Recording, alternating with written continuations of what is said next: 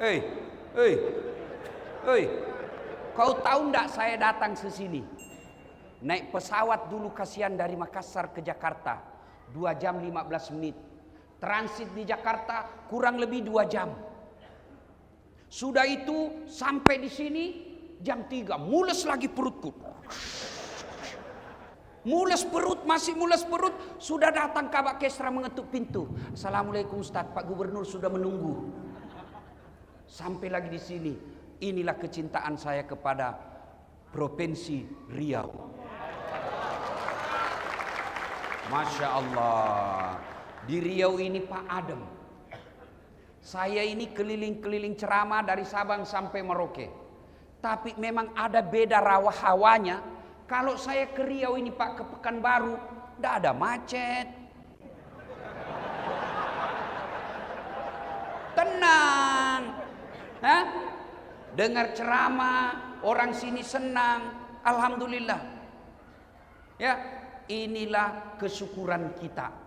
Maka saya datang ke sini menghormati Riau yang lagi ulang tahun ke-65. Dan hebatnya ini Pak Gubernur, sudah kan ini awalnya tanggal 13. Ya kan? Wih, tidak gampang meyakinkan Gubernur. Pak Gubernur, saya ada kasihan undangan umroh gratis. Kapan lagi gratis? Saya tidak keluar visa hajiku, keluar visa umroh. Bolehkah digeser sedikit tanggal 15 Pak Gubernur? Pak Gubernur katakan kapan saja Ustadz bisa, kami siap. Alhamdulillah kemarin pulang umroh langsung ke sini karena menghargai Riau yang 65 tahun. Jadi tolonglah kau hargai juga perasaanku. Simpan HP-mu dulu, bos. Ya, oke? Hei ibu-ibu, ibu-ibu yang pegang handphone selama saya ceramah, saya doakan suamimu kawin lagi.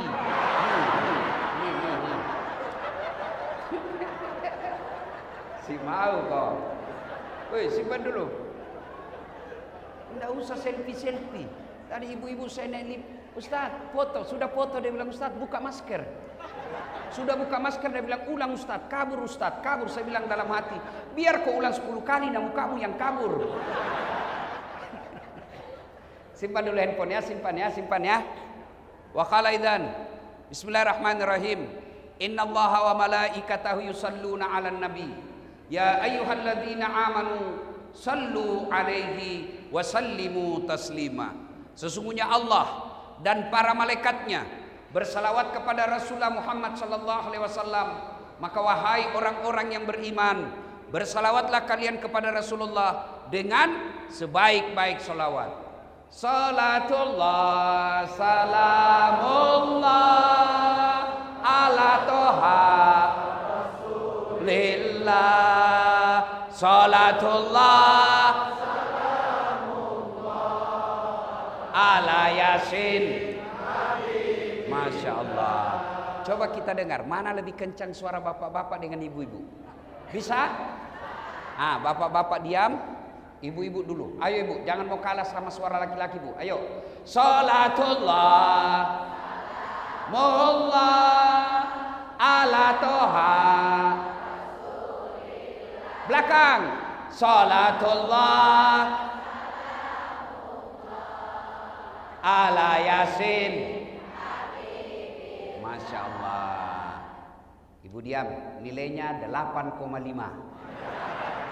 Nah sekarang bapak-bapak, ayo bapak-bapak, jangan mempermalukan kita nih. Ayo laki-laki, keras ya pak. Salatullah mullah ala toha Rasulillah. Salatullah salamullah ala Yasin. Nilainya 9,2. Ini lagi kita dengar di sini. Ini kampus bos ini toh. Jenderal minta 2 bos. Tenang. Kita dengar ini ya. Ayo Pak Jenderal. Ayo Pak Guru ya. Ayo. Salatullah ala toha Salatullah salamullah ala Yasin. Masya Allah. Nilainya 9,9. Pak Gubernur yang belikan saya tiket. Ibu bapak saudara-saudara sekalian yang saya hormati, teristimewa yang kita muliakan dengan segala kemuliaan yang kita miliki, Bapak Gubernur Provinsi Riau yang terhormat Datuk Sri Setia Amanat Haji Samsuar beserta wakilnya dan istri beliau yang insya Allah dimuliakan dan dirahmati oleh Allah Subhanahu wa Ta'ala. Polisi sahabat saya, Bapak Kapolda Irjen Pol Muhammad Iqbal yang juga hadir di tempat ini, dan seluruh aparat yang hadir di tempat ini, Bapak dan Rem beserta keluarga, Bapak Kapolres Tabes beserta seluruh aparat yang hadir, alim ulama yang hadir, anggota DPR. Ada hadir? Ada hadir anggota DPR? Coba kalau mau pilih wali Pak, mau pilih caleg, biar tidak diundang dia datang Pak. Ada begitu di sini? Ada? Ada? Kau salah, kenapa kau pilih? Dan hadirin dan hadirat yang insya Allah dimuliakan dan dirahmati oleh Allah Subhanahu wa Ta'ala. Satu kali di Madinah, Pak Gubernur, sangat panas. Itu bapak-bapak, saya baru pulang umroh 2 hari yang lalu. Kemarin saya tiba. Madinah panasnya waktu saya di sana 40 sampai 41 derajat. Bayangkan panasnya Pak. Saya langsung ingat kisah ini. Bagaimana dulu Nabi. Sekarang Madinah, Makkah panas, kita masih bisa masuk rumah yang ada AC-nya. Zaman itu tidak ada AC. Rumah tidak ada tembok seperti ini. Rumahnya pelepah daun kurma.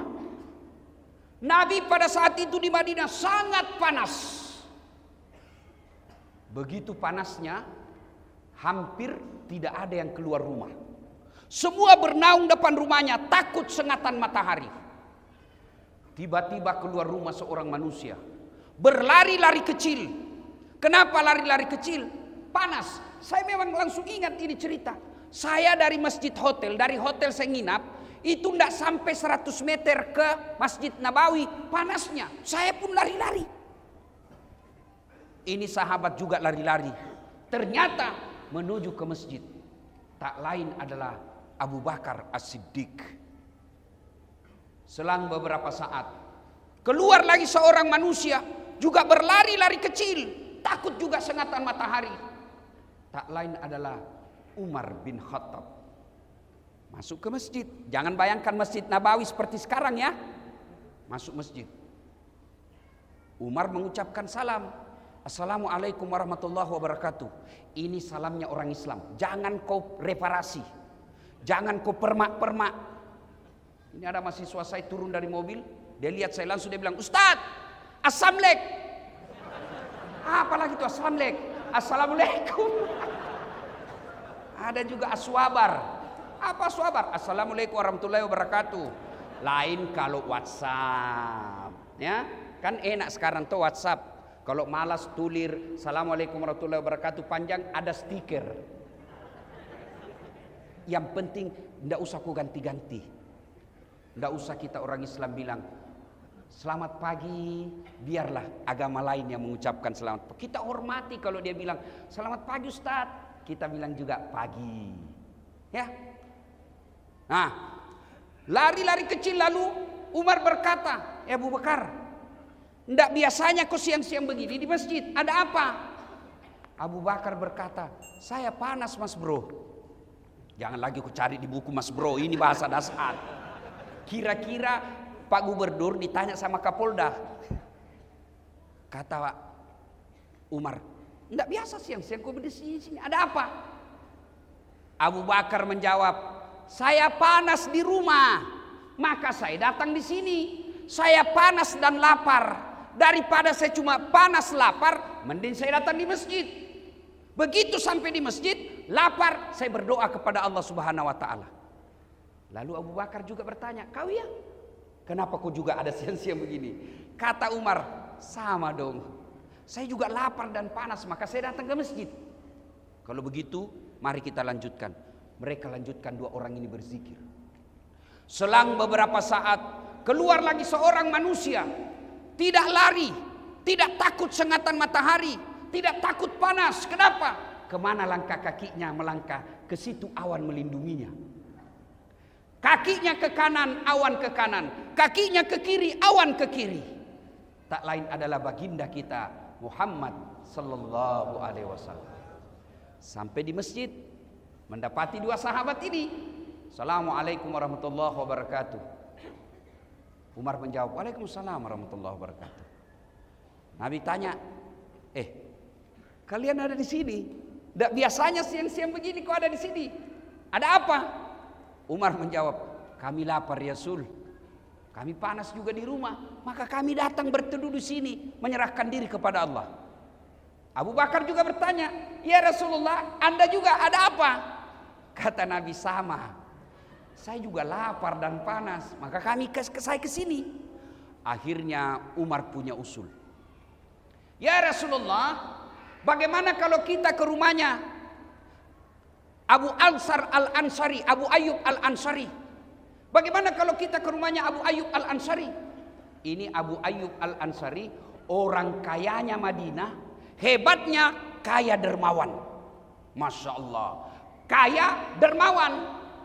Ada begitu di Pekanbaru? Ada? Banyak. Kalau di kampungnya orang kaya pelit, ini kaya dermawan.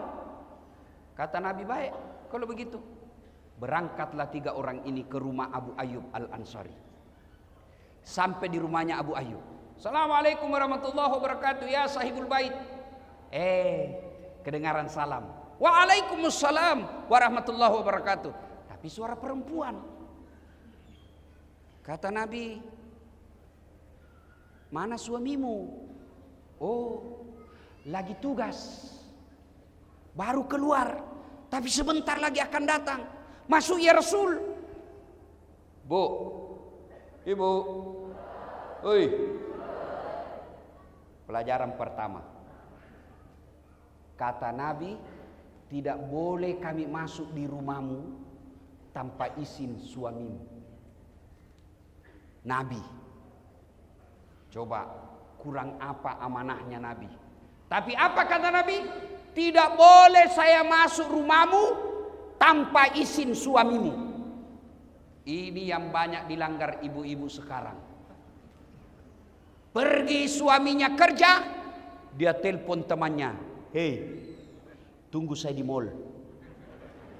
Kau jemput saya, suamimu aman." Ya kalau dia keluar, kalau dia masuk ke rumahnya, dia telepon teman kuliahnya, "Aman mas, sudah pergi." Ngeri. Hati-hati. Pelajaran pertama, haram hukumnya seorang istri menerima tamu laki-laki tanpa izin suaminya. Dengar, "Ustadz, saya sepupu." Tidak boleh. "Saya sepupu 1 kali." Tidak boleh. Apalagi sepupu lain kali. Tidak boleh.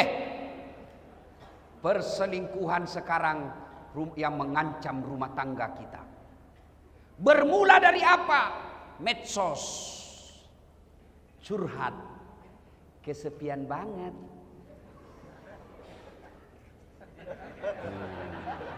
Hati-hati.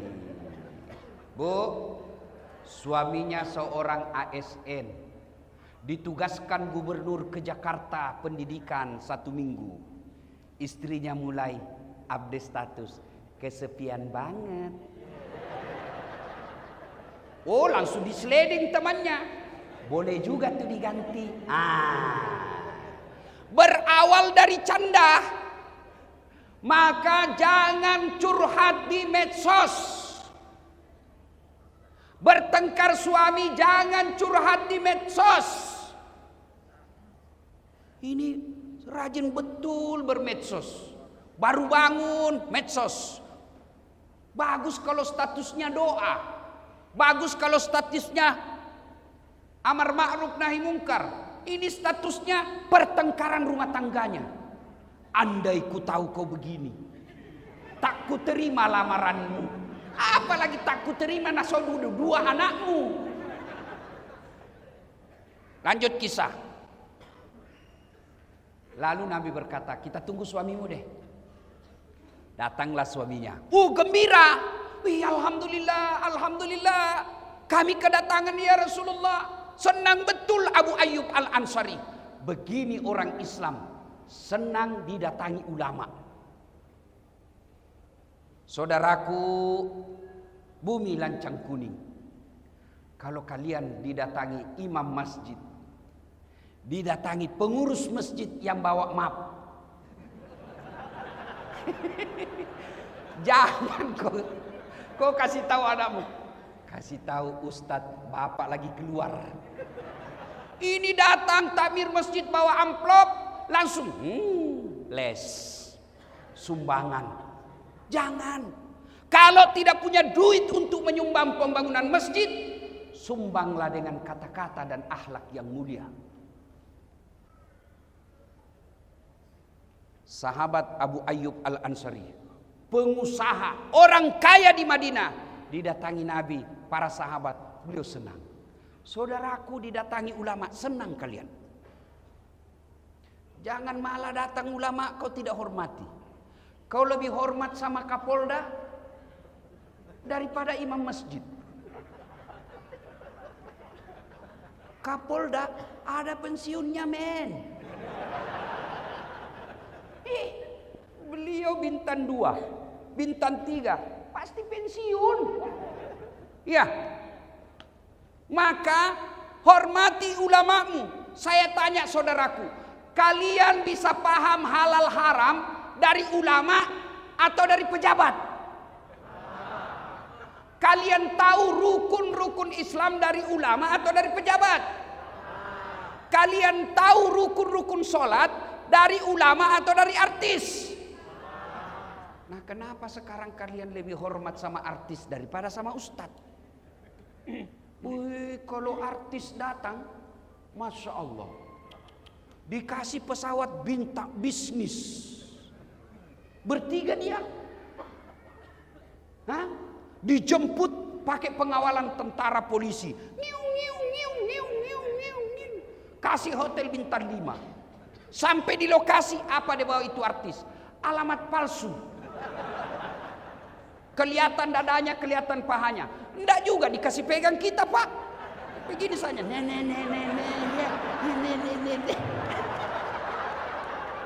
Iya toh? Iya. Adalah Pak Kadis nonton. Sudah itu dikasih duit puluhan juta. Sampai 100 juta. Balik ke Jakarta, duitmu dipakai dugem, duitmu dipakai narkoba. Begitu kau muliakannya artis. Begitu kau butuhkan penghafal Quran, kau jemput. Tidak, Grab. Jangan ketawa, saya serius ini. Datanglah kasihan Pak Ustadz, dijemput pakai motor. Motor tua pula. Nggak ada stang kakinya satu di belakang. Karena gerimis. Satu mantel berdua. La haula wala. Pak Ustadz bilang, masih lama dek, lagi 4 tikungan Ustadz. Basalah kita dari bawah air, dari atas air. Sampai di rumah disuruh kita hafsi. Baca doa 1 jam sampai ketek pun basah. Sallallahu alaihi Muhammad sallallahu alaihi wasallam. 1 jam dia tinggalkan tokonya, dia tinggalkan pekerjaannya, dia tinggalkan keluarganya karena menghormati jemputan umat. Dia datang kasihan. 1 jam dia bacakan doa. Dia salawati rumah kita supaya jin dan iblis lari. Begitu mau pulang,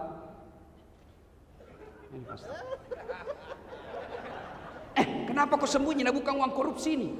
Masih baik Pak kalau di amplop. Dia kucat-kucat Pak. Dikasih 50.000. Dia lihat suaminya, berapa kau kasih Pak Ustadz? 50.000 Pak. Masa cuma 50.000 kau kasih? Apa kata istrinya? Ya sudah, tambah pisang 2 sisir di situ. La haula wala quwata illa billah. Begitukah pejabat-pejabat di Riau? Hah? Tidak. Karena kalau begitu tidak mungkin saya datang lagi di sini. Mari, saudaraku, muliakan ulama. Jangan kau tuduh ulama sebagai teroris. Mana ada senjatanya ulama, kasihan. Katanya ajarannya nanti merongrong negara. La haula wala quwata illa billah. Nah, kita ini diajak saja kepada kebaikan, belum tentu dia mau ikut. Apalagi kalau mau diajak merongrong negara, tidak mungkin ada yang ikut. Maka cintai ulamamu, karena ulama al-ulama'u warisatul anbiya. Ulama adalah pewaris para nabi. Tablik akbar dalam rangka ulang tahun Provinsi Riau diundang ulama. Alhamdulillah. Mudah-mudahan tidak ada diundang artis besok. Karena kadang-kala ada juga dicampur-campur Pak.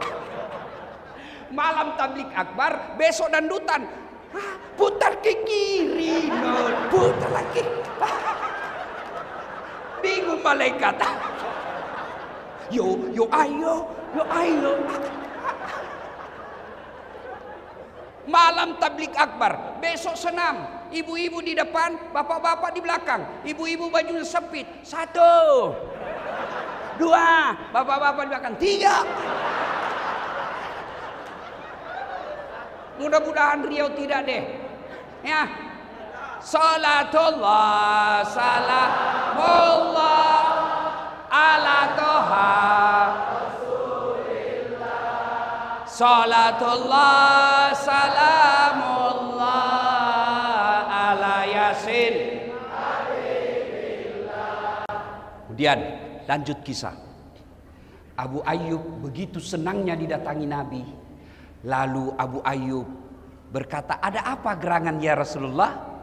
Nabi menjawab, kami lapar di rumah, panas.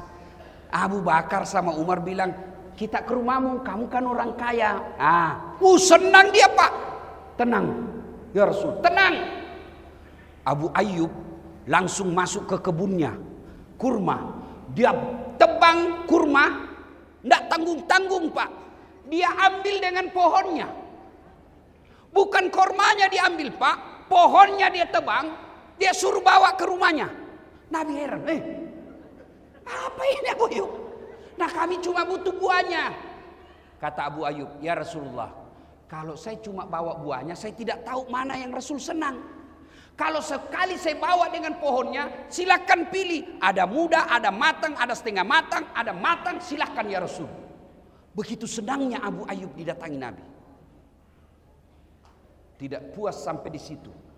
Abu Ayyub kemudian menyembelih kambing yang paling segar dan sehat, dipersembahkan kepada Nabi. Yang paling baik kambingnya diambil. Maka bersedekah, jangan nanti kau tidak suka baru kasih orang. Ini ibu-ibu biasa toh? Woi, bu, woi. Itu biasa ibu-ibu bersedekah sama tetangga, dia bilang, nak, bawakan ustadz di sebelah daripada basi.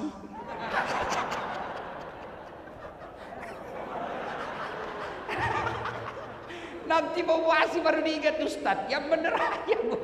Ibu mau kalau kami mancret. Abu Ayyub dia ambil kambingnya, dia sembelih.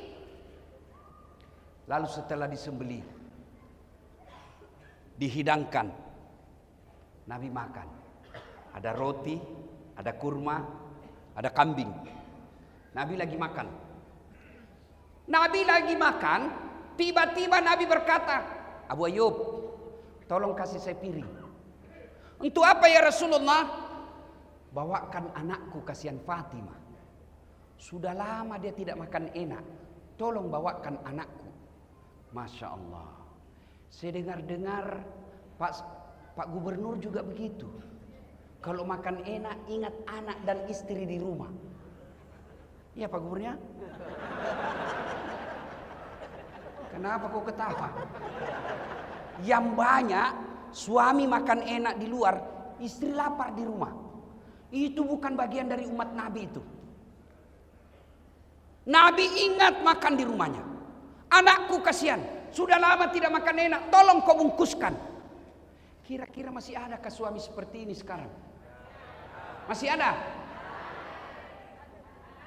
Nih semua nih, insya Allah.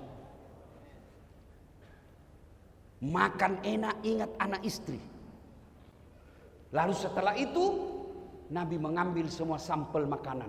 Beliau ambil daging, beliau ambil roti. Dia naikkan tangannya, kurang lebih seperti ini. Nah, Nabi begini. Lalu Nabi bersabda, saudara-saudara sekalian, tadi kita keluar rumah lapar. Tadi kita keluar rumah kosong perut. Tapi alhamdulillah, dengan izin Allah, dengan persaudaraan di antara kita, ada kaya, ada miskin, ada kenyang, ada lapar. Alhamdulillah Allah persaudarakan kita. Tidak perlu keluar duit, kita sudah penyung. Tidak perlu beli, kita sudah ada isi perut. Lalu Nabi bersabda, ketahuilah saudara-saudara sekalian. Sampai Nabi 3 kali mengulangnya. Ketahuilah saudara-saudara sekalian. Ketahuilah saudara-saudaraku. Semua yang masuk di lehermu, lewat di tenggorokanmu, masuk ke perutmu, tak setetes pun yang lepas dari tanggung jawabmu nanti di akhirat. Semua nikmat yang masuk di lehermu akan dimintai tanggung jawabnya. Kemudian Nabi mengucapkan, al-yawma nahtimu ala afwahihim wa tukallimuna aydihim wa tashhadu arjuluhum bima kanu yaksibun. Sadaqallahul adzim. Apa hikmah dari kisah ini? Satu, tidak ada satupun manusia yang tidak ada masalahnya. Kurang apa cintanya Allah kepada Nabi? Sampai Allah pernah jelaskan, andai bukan karena kamu Muhammad, saya tidak ciptakan dunia dan isinya. Karena cintanya Allah, Allah ciptakan dunia dan isinya untuk Nabi. Kurang apa cintanya Allah kepada Nabi? Sampai Allah jelaskan, ya Muhammad, kalau ada dosa-dosamu, aku ampuni. Ya Muhammad, haram seluruh nabi dan rasul masuk ke dalam sorga sebelum engkau lebih dulu masuk dalam sorga. Itulah cintanya Allah kepada Nabi. Tapi apakah Nabi tidak ada masalah dalam rumah tangganya?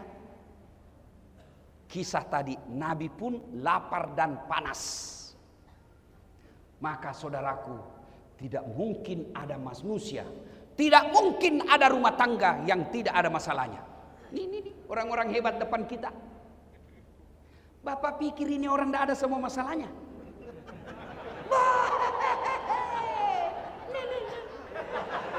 Pak Gubernur, masalah paling besar sekarang mau 2 periode. Iya toh?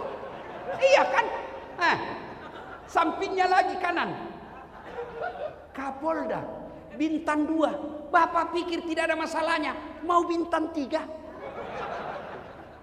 Ayo.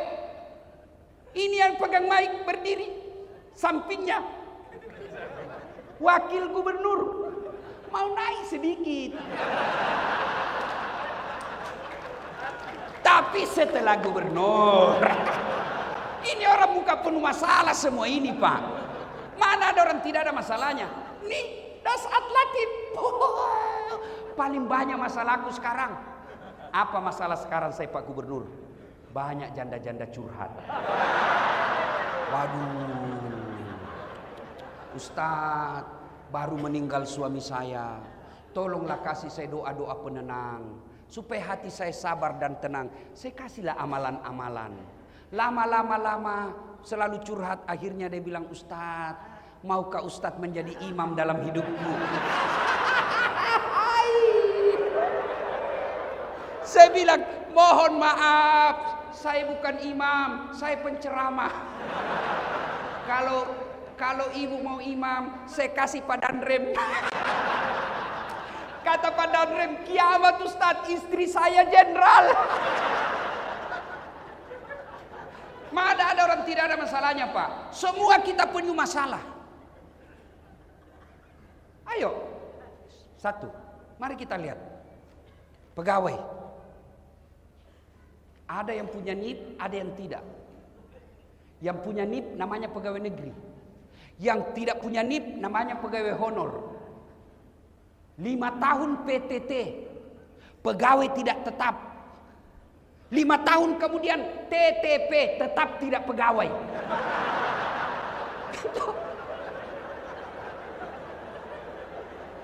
Iya toh? Lagunya, berakit-rakit dahulu, berenang-renang ke tepian, sakit-sakit dahulu, susah-susah dahulu, lalu kemudian tetap susah. Lagunya Satpol PP, polisi setengah.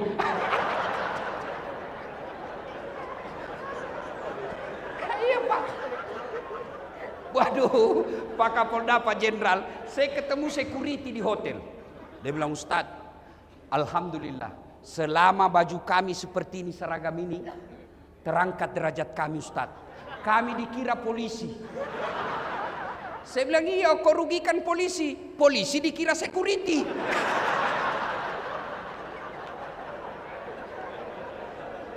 Ayo saudaraku, nih, semua kita punya masalah. Ada orang masalah dalam rumah tangganya, kasihan sudah punya anak masih ngontrak-ngontrak. Ada yang begitu. Alhamdulillah, dia punya rumah, bahkan belum menikah sudah punya rumah. Bapak pikir tidak ada masalah? Ada masalah. Apa masalahnya? Suami istri tidak setia. Karena dia kaya, dia anggap ekonomi gampang buat mereka, tapi kesetiaan hilang. Kemudian dia sudah kaya, suami istri sudah setia, punya rumah, apa masalahnya? Suaminya tidak menghargai istrinya, istrinya pun tidak menghargai suaminya. Saling menghargai.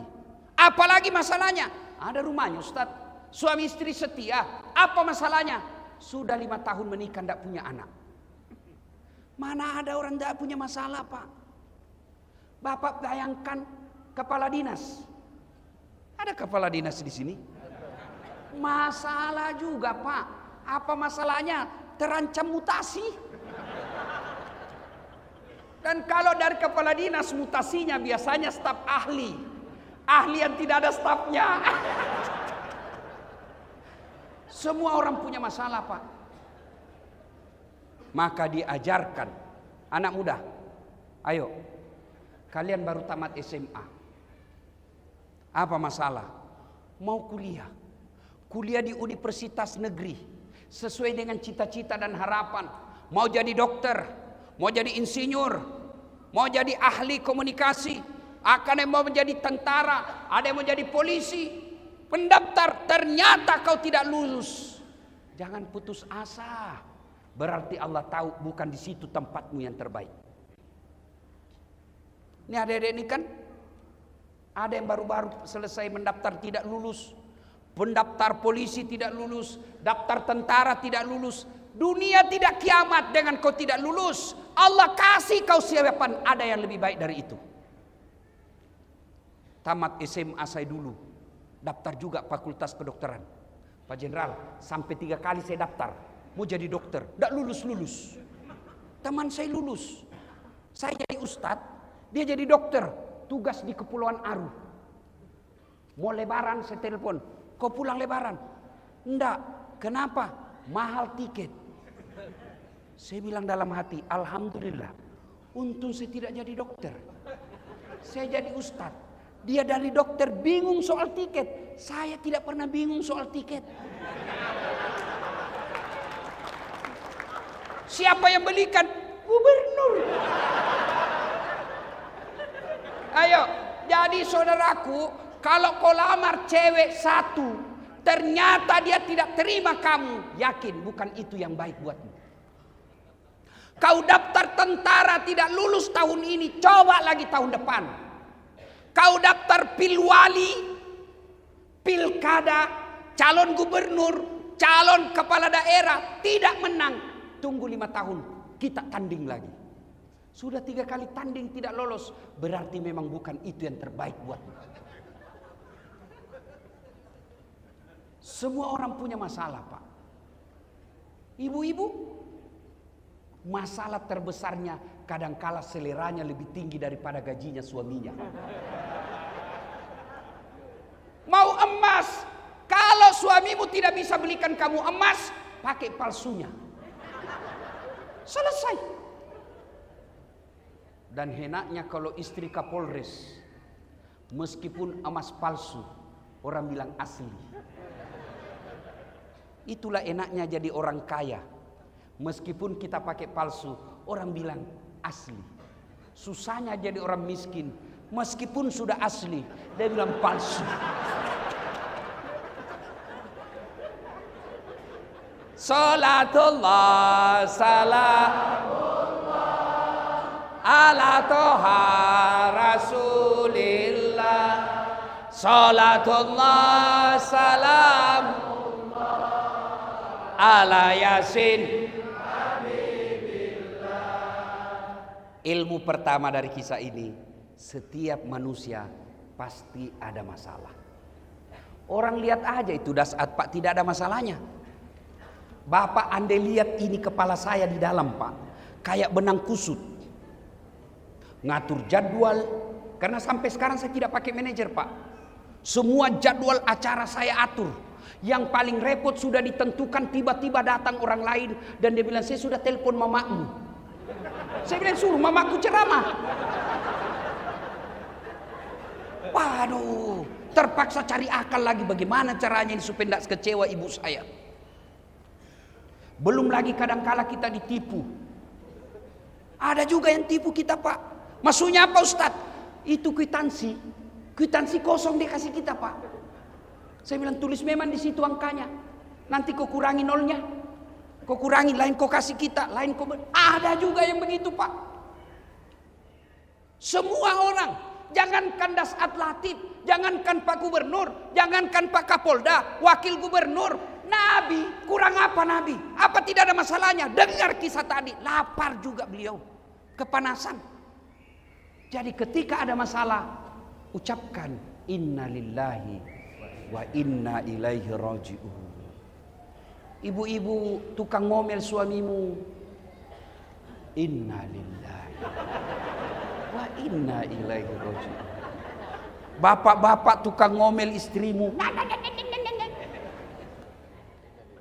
inna lillahi. Tapi jangan juga di depannya. Kok kira saya mati? Masya Allah, Pak. Ada kawan saya dia bilang begini, kalau suami orang lain Ustadz singa, istrinya, saya istriku Ustadz kelinci. Hebat. Tapi saya jadi kangkung. Tidak ada dalam rumah tangga yang tidak ada masalahnya. Kalau kita dapat suami yang pencemburu, sabar. Dapat istri yang suka ngomel, sabar. Jangan saling menghina, saling mempermalukan. Tapi tetap serumah. Kan banyak juga rumah tangga itu Pak, kita lihat bertengkar, hampir tiap minggu bertengkar, hamil lagi. Ada. Bingung saya lihat. Tuh ya. 2 pelajaran. Begitu ada masalah kita lihat tadi Rasulullah. Ada masalah tidak ke warkop. Ada masalah tidak ke gubernur. Ada masalah tidak ke wakil gubernur. Tidak ke Kapolda. Kemana? Pertama dulu ke masjid dulu. Maka alhamdulillah ambil hikmah. Allah lebih senang kita tabligh akbar di masjid daripada di halaman kantor gubernur. Allah katakan, kau datang ke masjid. Di masjid penuh rahmat. Di masjid adem ayem. Kau tidak perlu lagi pusing bagaimana kalau hujan. Bayangkan kalau tadi kita sudah di lapangan, sudah duduk-duduk, ternyata hujan bukan sore tapi malam. Bubar ceramah. Maka Allah katakan, kau lebih senang datang ke masjid. Datang di masjid ini. Maka bapak-bapak ada masalah, datanglah ke masjid. Saudara-saudaraku para polisi, ada masalah, datang ke masjid. Curhat dalam masjid. Tentara ada masalah di mutasi tempat yang tidak enak, datang ke masjid. Saudaraku ASN, kamu dianiaya, datang ke masjid. Ngadu kepada Allah. Kalau mau ngadu kepada gubernur, tidak serta-merta bisa Pak. Kenapa? Ada protokolernya. Saya kasih contoh. Pak, Bapak dulu tim sukses. Oke. Ada masalah, mau ketemu gubernur. Karena gubernur sibuk, ajudan dulu ditemui. Ajudan, Pak Ajudan, ada anak-anak. Kata ajudan, saya tidak bisa jelaskan Pak, lebih baik Bapak bikin proposal. Datang minggu depannya, jadi proposal. Datang kita 1 minggu kemudian, kata ajudan, baik, saya kasih dulu ke Pak Gubernur, biarkan beliau yang pelajari. Bapak datang lagi minggu depannya, datang lagi kita minggu depannya, datang. Apa kata gubernur? Saya serahkan dulu kepada dinas yang bersangkutan. Bapak datang lagi minggu depannya, sudah 3 minggu. Pas datang, dia bilang Pak Gubernur, baru dibahas. Bapak datang lagi minggu depan, sudah 4 minggu. Selesai dibahas, kata gubernur, kita janjian hari Senin jam 8 pagi. Ternyata tamu Pak Gubernur banyak betul. Akhirnya dari jam 8 kita nunggu sampai jam 2 sore. Siang. Selesai nunggu 4 minggu. Dari pagi sampai jam 2. Lalu Pak Gubernur keluar. Assalamualaikum Pak Haji. Waalaikumsalam. Gimana Pak Gubernur? Saya sudah baca. Alhamdulillah. Tapi menurut kepala dinas, kalau saya bantu Bapak selesai masalahnya, saya ditangkap KPK. Jadi bagaimana Pak Gubernur? Mohon maaf Pak, saya tidak bisa bantu. 4 minggu menunggu, hasilnya mohon maaf. Itulah kalau kita gantung kepada manusia. Bapak datang ke masjid, apa ada menunggu? Tidak Pak. Tapi saya heran lihat kenyataan kita. Saya kering keluar masuk rutan, rumah tahanan. Saya sering masuk lapas, keluar masuk saya datang penjara. Bukan sebagai narapidana tapi penceramah. Itu masuk lapas Pak, masuk rutan, berlapis itu penjaga. Jaga lagi. Pintunya lapis baja, 4 lapis bisa masuk. Di dalam full overdosis, overload. Penjara daya tampungnya 100, isinya rata-rata 300. Padahal susahnya orang masuk. Kenapa masjid? Tidak ada penjaganya. Pintunya cuma 1. Masjid kosong. Itulah sebabnya 30 tahun kalian jadi PNS tidak bisa lepas dari kredit. Kenapa? Kalian jauh dari rumah Allah. Coba datang. Nih Pak, yang lagi berdiri ceramah, saya baru sadar. Salah satu cara Allah memelihara saya, dari saya lahir sampai sekarang, rumah saya selalu dekat dari masjid. Tidak pernah direncana. Di kampung saya tinggal, rumah saya tidak sampai 200 meter dari masjid. Saya pertama hijrah, merantau ke Makassar, tamat SMP. Tinggal rumah kakak saya, dekat dari masjid. Pindah lagi saya dari Jalan Yosudarso ke Jalan Harimau. Lebih dekat lagi Pak. Guling-guling saja saya 4 kali sudah sampai. Pindah Jalan Harimau, saya pindah ke Bayang-Bayang Makassar. Dekat lagi dari masjid. Dari Bayang-Bayang saya pindah lagi ke Todopuli. Dekat lagi dari masjid. Malah saya menjadi ketua remaja masjid. Dari situ saya pindah lagi ke Todopuli. Tidak sampai lagi 100 meter dari rumah. Ada lagi masjid. Saya pindah ke Jalan Hertasnin rumah saya sekarang. Tidak ada masjid. Saya bangun masjid. Pak, saudaraku, para pejabat yang hadir di tempat ini. Kalau Bapak kirim anak kuliah ke Jakarta, ke Jawa, pilihlah tempat rumah yang dekat dari masjid. Supaya anak-anak kita cinta ke masjid. Ini sekarang kita cari rumah 30 menit dari bandara. Tiap hari kau mau ke bandara. 10 menit dari rumah sakit. Berdoa kok tidak ke rumah sakit sampai mati. 10 menit ke mall. Tiap hari kau mau ke mall. Yang penting rumah yang baik 5 menit dari masjid. Insya Allah kalau rumah dekat dari masjid, paling tidak anak kita menjadi pengurus remaja masjid di masjid itu. Jadi ada masalah, datanglah ke masjid. Minta pertolongan kepada Allah. Dan di masjid itu pelajaran luar biasa buat kita. Coba lihat apa pelajaran yang bisa diambil dari masjid. Masjid tidak ada perbedaan antara pejabat dengan tidak pejabat. Di masjid kita bisa lihat yang namanya keadilan sosial bagi seluruh rakyat Indonesia. Inilah masjid. Masjid tidak ada perbedaan. Mentang-mentang gubernur, saya gubernur mau pakai sepatu masuk ke masjid. Apa pakai langsung viral. Hikmah berikut dari kisah ini. Setelah itu ternyata salah satu cara menyelesaikan masalah setelah datang ke masjid, tentu sholat dan berdoa. Berikutnya adalah persatuan. Apa kata Nabi tadi? Kita keluar kosong perut, tapi berkat persaudaraan. Ada orang kaya saudara kita, ada orang punya harta saudara kita, maka alhamdulillah tidak perlu keluar duit. Nih, perut penuh. Maka saudaraku, bersatulah. Ayo, berbeda pendapat boleh, tapi jangan saling menghina. Adik-adikku yang baru belajar agama, silahkan kau jalankan apa yang kamu pahami. Mazhab yang kamu ikuti silahkan, tapi jangan kau hina saudaramu yang berbeda pendapat denganmu. Enak toh? Dulu zaman saya kecil, Pak Gubernur kecil, kalau kita sholat subuh, Allahu Akbar. Begitu sholat subuh, di samping kita tidak kunut, kita tidak ribut. Oh, tidak kunut, langsung dalam hati, oh Muhammadiyah. Selesai. Saudara, apa yang membuat kita pecah belah sekarang ini dekat-dekat ini? Apa? Pilpres. Hati-hati. Hati-hati. Pilgub, pilkada, pilcaleg, itu pesta demokrasi. Yang namanya pesta, apa yang ada di benak bapak-bapak? Kalau saya bilang pesta, apa yang ada di benak bapak-bapak?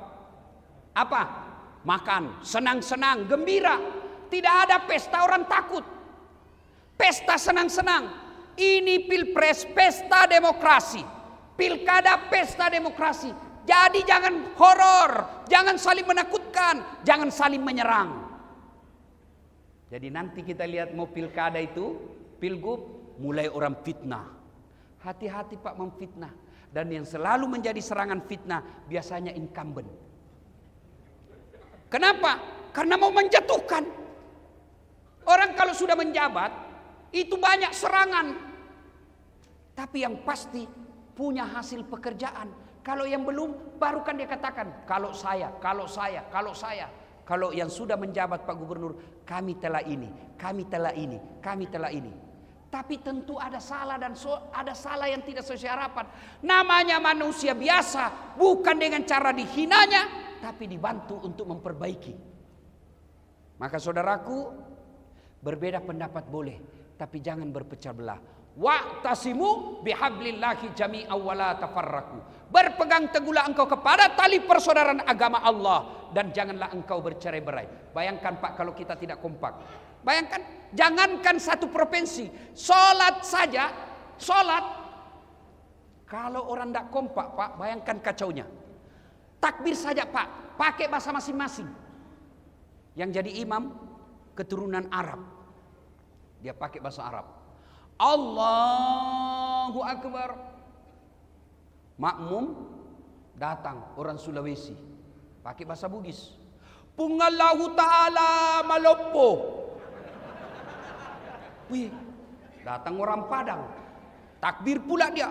Allah nan gadang. Wih, terakhir datang anak Betawi dari Jakarta, dia pakai bahasa Jakarta gaul. Allah, gede banget gitu loh. Kan kacau. Maka inilah pentingnya persaudaraan. Saudara-saudaraku yang mau maju pilkada, mau maju pilcaleg, silakan paparkan apa programmu, apa yang kamu lakukan tanpa menyerang calon lain. Coba lihat, apa yang selalu merusak kita negara kita ini? Cebong kampret belum kompak. Padahal Jokowi sama Prabowo sudah akur, sudah satu paket. Kemarin kita pilpres, coblos Jokowi Ma'ruf, bonus Prabowo Sandi. Nah, sudah sekarang satu kabinet toh. Maka kalian masih bertengkar. Bodoh kalau gara-gara pilpres, gara-gara pilkada kita bertengkar, Pak. Jangan. Orang yang memutuskan tali persaudaraan, kata Nabi, lebih dari 3 hari, falaisa minni, kamu bukan umatku. Hikmah yang keempat dari kisah ini. Semua nikmat yang Allah berikan, percaya saudara, akan diminta tanggung jawabnya. Jadi Kapolda ada pertanggungjawaban. Dari gubernur, jadi ustadz ada tanggung jawab. Tapi ini saudara-saudara kita, bapak-bapak kita yang terhormat di depan ini, keliru dan salah kalau tidak memudahkan jabatannya masuk surga. Apa maksudnya ustadz? Saya ceramah, wahai saudara, saya ceramah, wahai saudara-saudara sekalian, mari sholat subuh, mari sholat jamaah. Yang datang orang tua yang sudah muka sakaratil maut, yang sudah pensiun. Tapi coba kalau Pak Gubernur sholat di masjid, Assalamualaikum warahmatullahi, Assalamualaikum warahmatullahi. Mana ini di kepala dinas PU? Tidak pernah muncul-muncul saya lihat berjamaah. Besok Pak menelpon ajudan, Pak Kadis, dicari kau sama Pak Gubernur, katanya tidak pernah datang sholat jamaah. Besok Pak belum azan sudah ada dalam masjid dia, Pak. Itulah hebatnya jadi gubernur. Maka keliru kalau tidak memudahkan dirinya masuk surga. Pak Kapolda, saya ceramah, jangan minum hamar, jangan mabuk, jangan narkoba. Anak muda selesai saya ceramah, Pak, kempes ban motorku. Marah dia, Pak. Tapi coba kalau Kapolda, jangan judi online, tutup zina, tutup narkoba. Habis, Pak. Punya kuasa. Dan seorang gubernur dan seorang ustadz kalau masuk surga, jauh lebih gampang masuk surganya gubernur daripada seorang ulama. Kenapa ustadz? Contoh, kalau malaikat berkata, ulama dari Provinsi Riau silakan masuk surga. Masuk surga tapi masih antri, Pak. Iya toh? Berapa ulama di Riau ini, Pak? Ketua MUI, Ketua Muhammadiyah, pengurusnya ngasih ngantri, Pak. Masuk surga juga tapi ngantri lama. Kenapa? Banyak ulama. Tapi begitu malaikat, silakan Gubernur Provinsi Riau masuk surga, aman dia, Pak, sendiri. Tidak ada saingan, Pak. Iya. Maka tapi tahu semua nanti diminta tanggung jawabnya, Pak. Orang kaya masuk surga juga. Tapi sebelum masuk surga diminta amanahnya, tanggung jawabnya. Itulah enaknya jadi orang miskin, Pak. Orang miskin apa mau ditanya? Apa mau ditanya? Tersangka 1 maju. Nama Inem. Pekerjaan pembantu rumah tangga. Gaji 3.500.000 1 bulan. Kau gunakan untuk apa? Sebenarnya tidak ada cita-cita saya jadi pembantu, tapi karena bapakku sakit di kampung dan saya tidak punya ijazah, maka saya cuma punya tenaga, saya jadi pembantu. Yang 3.500.000, 2 juta beli obat tiap bulan bapakku, 1,5 juta operasional saya di Pekanbaru. Mobil, angkot. Rumah, gubernur. Ternyata pembantunya Pak Gubernur. Iya toh? Rumah tidak ada, mobil tidak ada, Motor tidak ada, sepeda tidak ada. Miskin betul kau. Ya inilah nasib takdir saya Allah. Kamu sholat, alhamdulillah 5 waktu tuntas, sholat sunnah pun saya jalankan. Kamu puasa, alhamdulillah puasa Ramadan. Kadang-kala Senin Kamis karena saya lapar. Kau berdoa, selalu berdoa. Kau tutup aurat. Oh, Inam, meskipun kau penuh kehinaan di dunia, hari ini aku muliakan dengan semulia-mulianya. Tadkhulul jannati bisalam. Silahkan kau masuk surga. Masuk Inam. Tersangka 35. Inam bilang, mati sudah ini. Ini Tuhan saya ini. Mulailah ditanya, nama? Titik.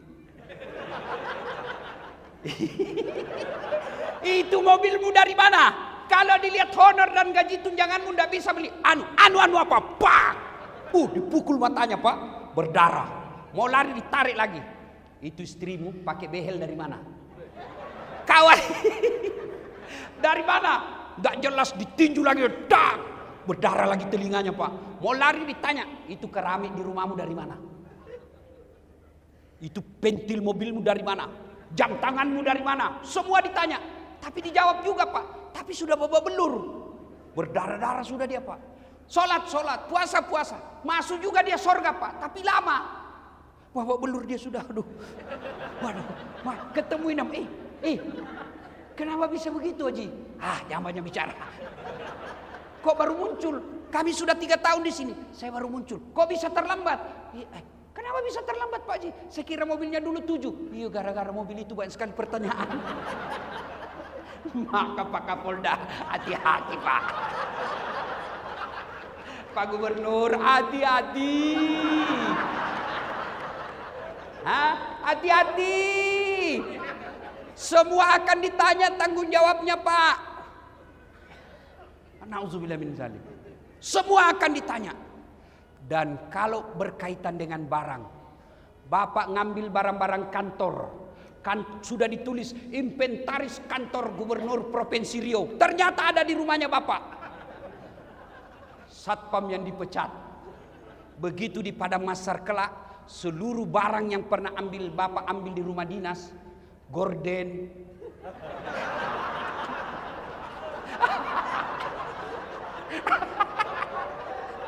hancur kok. Bapak disuruh pikul Pak. Disuruh pikul. Masuk sore lewat Bapak. Dilihat sama security. Wah Bapak rupanya yang ngambil. Saya yang dipecat. Hati-hati Pak. Hati-hati. Semua diminta tanggung jawabnya. DPR. Semua diminta tanggung jawabnya. Pak, saya mau tanya, mana lebih tinggi jabatannya, Pak Gubernur dan Wakil Gubernur? Gubernur. Mana lebih tinggi jabatannya Pak Kapolda dengan Wakapolda? Kapolda lebih tinggi. Mana lebih tinggi jabatannya Ketua DPR dengan Wakil Ketua DPR? Mana lebih tinggi kedudukannya antara Ketua dengan Wakil? Pasti ketua toh. Tapi kenapa kita, wakil kita di DPR, merasa dia lebih tinggi derajatnya dari kita? Beleng-beleng. Iya toh. Namanya wakil, kamu di bawah. Gubernur lebih tinggi dari wakil. Kapolda lebih tinggi dari Wakapolda, Dandim lebih tinggi daripada Kasdim. Namanya wakil di bawah bos. Wakil gubernur gunting-gunting pita. Namanya wakil. Tapi anehnya rakyat, kenapa anggota DPR? Nah kau wakil bos. Kenapa kau merasa lebih tinggi dari kami rakyat Indonesia? Kamu wakil rakyat. Ada wakil rakyat begitu? Ada? Itu karena kita salah memilih wakil rakyat. Ya, saudaraku, Negara bisa baik kalau peraturan bernegara baik. Dan Anda tahu yang bikin peraturan negara bukan kami para ulama, bukan para ustadz, tapi siapa? Anggota Dewan Perwakilan Rakyat. Maka hati-hati. Nanti kalau pemilu, pilcaleg, jangan hanya kau pilih karena dikasih kau 300.000. 300.000 habis. Tapi kalau dia sudah pegang jabatan dan dia tidak amanah, hati-hati. Maka saudaraku, hati-hati menjalankan amanah. Suami, amanah. Bapak-bapak, istri tidak pakai jilbab, istri tidak sholat, istrimu tidak tahu ngaji, dan kamu tidak pernah mengajari dan tidak peduli, hati-hati. Allah tanya, mana suaminya ini? Mana suaminya kok bisa begini? Inilah makna dari ayat ku anfusakum wa ahlikum nar. Begitu juga ustadz adalah amanah. Kalau dia menjadi ustadz, hanya ustadz penjilat, cari-cari muka, haram dia bilang, makruh sedikit, ini boleh aja. Oh, hati-hati. Kalau pribadi Das'at Latif sesat, hanya satu yang sesat, saya saja. Tapi kalau sudah dikatakan ulama, penceramah, maka bukan saya saja yang sesat, tapi juga pendengar saya. Maka jadi penceramah, jangan menimbulkan kegaduhan. Ada juga ustadz mau sombong, jangan sombong. Nih, saya bisa begini bukan karena saya hebat, bukan karena saya jago, tapi apa? Karena saya punya penonton. Biar saya ceramah di sini, Pak, 1 jam berapi-api, tapi tidak ada penonton. Lewat Pak Kapolda, sudah lama sakit itu Ustaz. Iya toh. Maka semua nanti akan dimintai tanggung jawabnya. Maka saudaraku, 65 tahun Riau. Seluruh dari tahun pertama Riau sampai 65, yang pernah jadi pejabat, yang pernah jadi anggota DPR, nanti akan dimintai tanggung jawabnya di akhirat kelak. Jabatan, kekayaan, semua akan murni. Ini dunia amanah dari Allah. Ini dunia hanya titipan dari Allah. Yang namanya titipan, 2 sifatnya. Titipan jangan membuat kamu sombong. Namanya titipan, jangan sombong. Di Riau ini sudah berapa gubernur? Sudah berapa gubernur? Sudah lebih 10. Sudah berapa masuk rumah dinas? Tinggal di rumah gubernur, rumah dinas, jangan sombong. Kenapa? Pasti keluar. Tinggal di rumah dinas Kapolda, pasti keluar. Maka jangan sombong, ini titipan. Maka contoh tukang parkir. Bapak tahu tukang parkir? Banyak betul mobilnya toh? Segala jenis mobil Pak. Tapi tidak pernah sombong. Kenapa? Dia merasa titipan. Bukan saya punya. Itulah titipan. Yang kedua, karena jabatan amanah dunia ini titipan. Yang kedua, jaga baik-baik. Sebagai gubernur, kita jaga baik-baik. Sebagai polisi, tentara, anggota DPR, kita jaga baik-baik. Sebagai ulama, kita jaga baik-baik amanah ini. Maka insya Allah cara menjaganya dengan cara bersedekah. Bapak punya jabatan, sedekahlah dengan jabatan itu. Apa sedekahnya Kapolda? Bukan sedekahnya duit, tapi sedekahnya seorang polisi. Ciptakan ketertiban umum, menjadi pengayom, pelindung, dan pelayan masyarakat. Itu sedekahnya polisi. Apa sedekahnya gubernur? Oh, ada jembatan di sana rusak, sedekahlah dengan jembatan diperbaiki. Apa sedekahnya ulama? Sedekahnya dengan ilmu. Maka ibu-ibu kalau ada duit, sedekahlah dengan duit. Nih. Kita semua ini muka-muka sakaratil maut. Pasti. Tuh ibu-ibu yang di depan ini kan banyak-banyak semua emas berliannya. Kalau ibu meninggal, siapa yang pakai emas berlian, Bu? Hah? Anak, bukan. Istri kedua. Pasti kawin lagi. Waduh, Pak Gubernur didengar istri saya ini ceramah. Dia bilang, Ustadz, jadi kalau saya meninggal nanti Ustadz mau kawin lagi. Saya peluk dia. Saya bilang, sayang, dengar baik-baik. Jangankan kau sudah mati, masih hidup saja, saya selalu berpikir mau kawin lagi. Apalagi kalau kau sudah mati. Maka itu emas berlian, sedekahlah. Maka Pak Gubernur yang saya muliakan semulia-mulianya, sebagai rasa syukur kita ulang tahun 65 ini, sedekahkanlah jabatan Bapak, bukan dengan memberikan kepada wakilnya. Tapi bagaimana caranya, Ustadz? Jadilah pemimpin yang amanah. Kepala dinas diangkat, jangan berdasarkan tim sukses, tapi angkatlah karena betul-betul dia bisa bertanggung jawab terhadap jabatan itu.